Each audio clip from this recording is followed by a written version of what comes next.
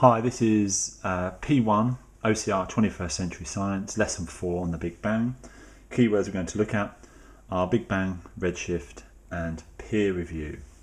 Now most people have heard of the Big Bang theory, and so let's just dive straight in with the idea of the theory, which is simply that the universe began as a very small place which rapidly expanded outwards from a tiny spot into what it is now. And this rapid expansion and cooling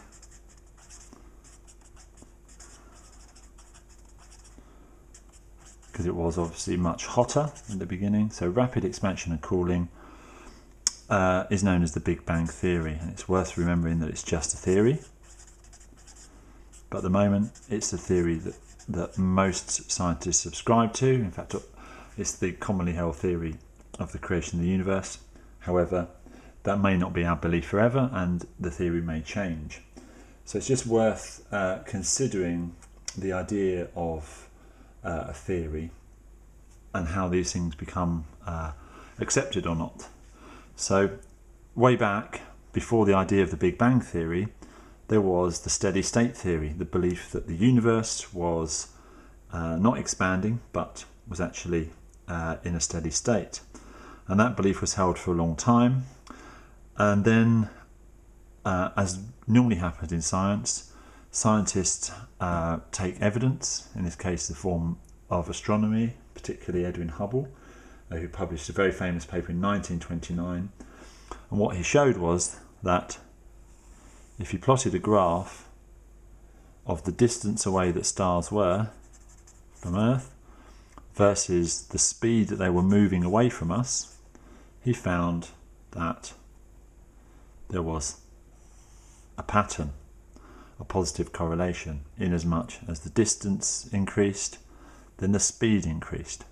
And this very much fits in with the idea of how a rapidly expanding universe would work. Things that are nearby are moving away, but things that are much further are moving much more rapidly. So what happens is that someone gathers evidence, they then write a paper, and that paper is then peer reviewed. Now the peer review process is at the cornerstone of scientific thinking. Obviously a peer is someone who is your contemporary, or someone who works in the same field, or is an expert in this case astronomy. And review means to look at it. And so the idea of peer review is essentially that if you have an idea and you have some evidence, you write that up, that's sent off to a number of peers, and if those peers approve that paper and they agree that the method is scientifically correct and they can't find any disastrous flaws in your evidence gathering and your experimental techniques and your observations, then they approve that for publishing, and then those ideas are published in a scientific journal. And it's important that if we're going to take something seriously, it's a journal that is peer reviewed. Journals that aren't peer reviewed are often needed to be treated with a bit of suspicion, because it's this rigorous checking and looking for fault that makes sure that people are rigorous in their method, and that they are making sure that they are not just essentially making stuff up. Okay, so you write the evidence, you collect the evidence, you write a paper, you send it to your peers for review.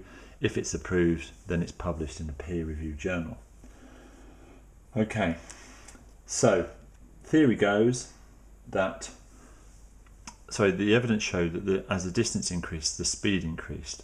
And I want to look at how we know that the speed of recession, as it's called, the speed that something is moving away, is measured.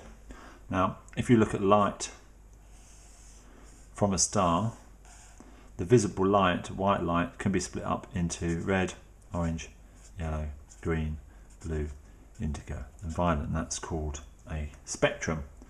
So within that spectrum, from red all the way down to the blue end,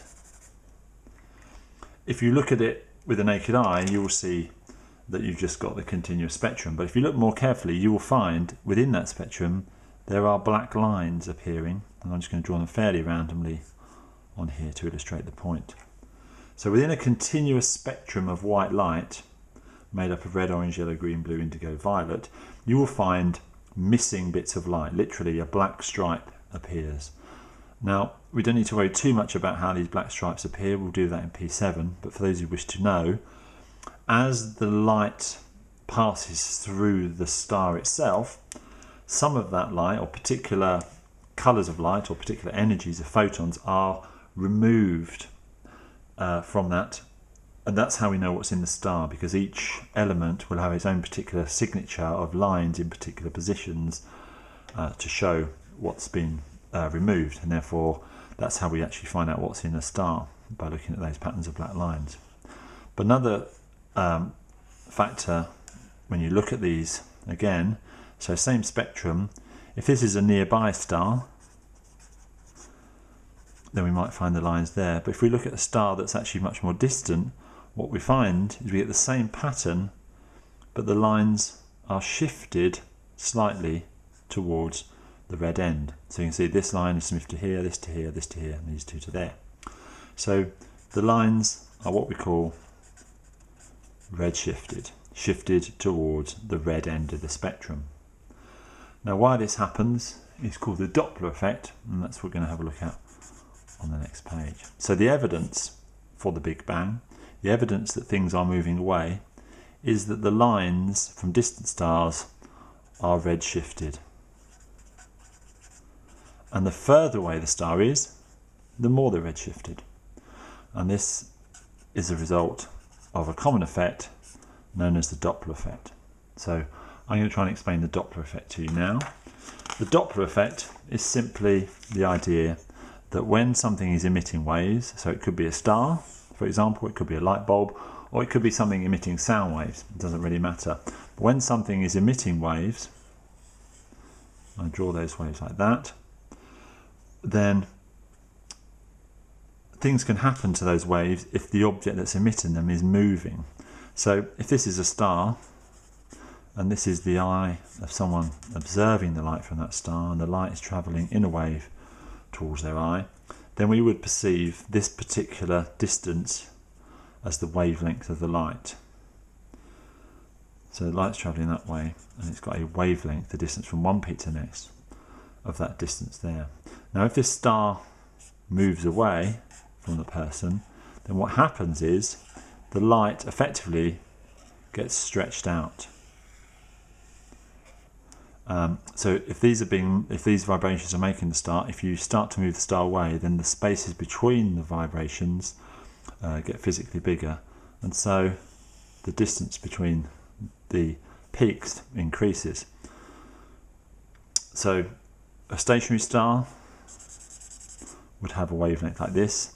A star that's moving away would have a wavelength like this. A star that's moving even faster would have an even bigger stretch. Now if we go back to our continuous spectrum, the red waves have got the bigger wavelength. So wavelengths here are very big, and the wavelengths get shorter and shorter and shorter down to the violet end, where the wavelengths are much smaller.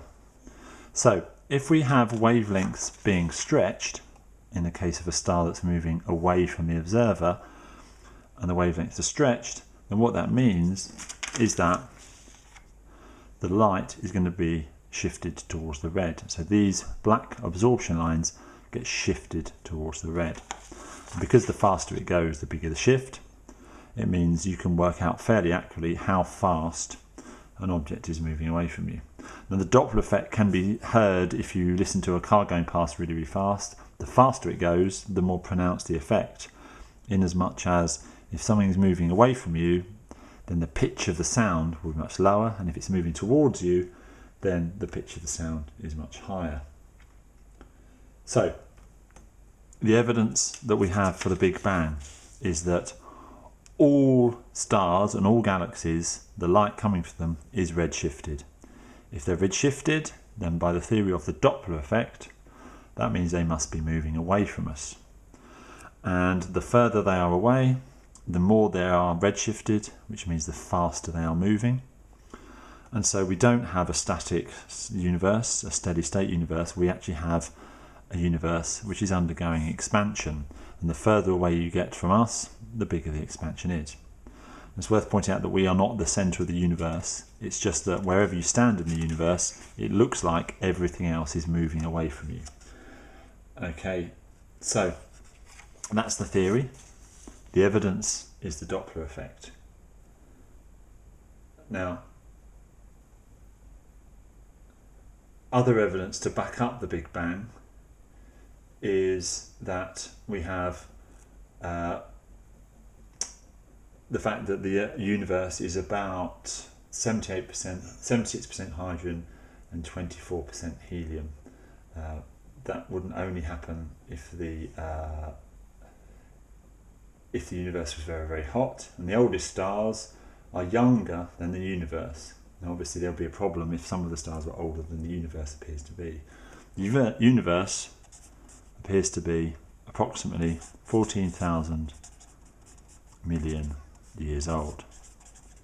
You have to be careful with using the word billion, because billion is something different in America than it is to the UK, so we stick to 14,000 million years old. What will happen to the universe in the future? Will it keep expanding forever?